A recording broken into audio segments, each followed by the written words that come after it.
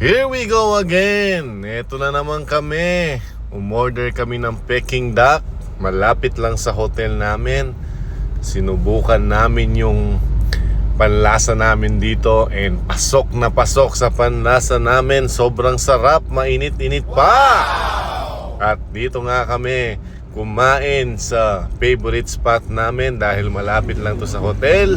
At ang yan ang order ko, tignan nyo naman, unexpected sa sobrang dami. Sobrang busog na lungkot ako dahil hindi ko maubos-ubos.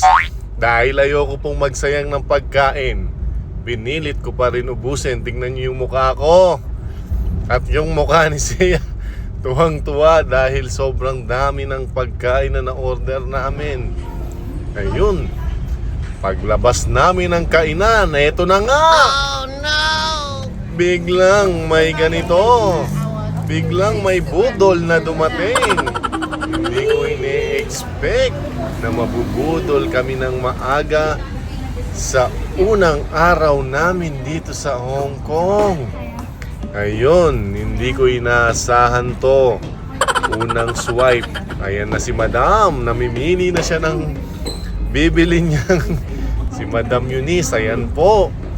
At ayun naman si Idol. Maganda. Sinusubukan yung necklace kung bagay. Oh no! Mukhang mabubudol din ako. Ayun, tapos na yung budol pero lumipat kami sa kabilang budol. Lahat dito ata puro budol. Parang mali yung nalakaran naming street. Puro budol. Ayan oh, nabudol ako. Bumili ako ng sapatos. At si Say, wala pang nabibili, nagagalit na sa amin. Ayan, nag-iikot-ikot na siya. Naghahanap ng mabibili dahil nainggit siya sa amin. Dahil kami ay may mga bit-bit na siya. Sobrang tagal niya maghanap ng bibilin. At ayun na nga, ang dami ko ng bit-bit. Nakikita nyo yan? Nabudol na ako, sinabi ko wala akong pera. Pero biglang may lumabas na pera. It's magic! Ayan na si Sia. Nakahanap na siya ng bibilin niya. Ayun, pinapakita niya pa yung mga Hot Wheels. At tapos na yung budol. Medyo naramdaman na namin yung gutom.